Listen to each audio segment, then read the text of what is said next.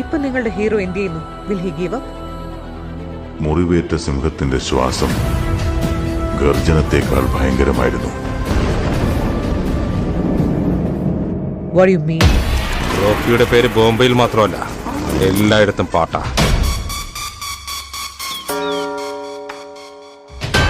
ഇവർ 10 പിള്ളേരെ പിടിച്ച് തല്ലിയിട്ട് വലിയ ഡോണാണെന്ന് പറഞ്ഞു നടക്കും. അവന്റെ പാദങ്ങളുടെ വലിപ്പം ചെറുതായിരുന്നെങ്കിലും പാദമുദ്രകളുടെ വലിപ്പം വളരെ വലുതായിരുന്നു.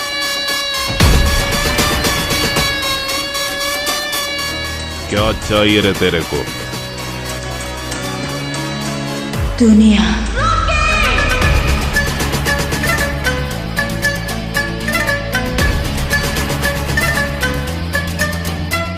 If you think you are bad, I am your dad.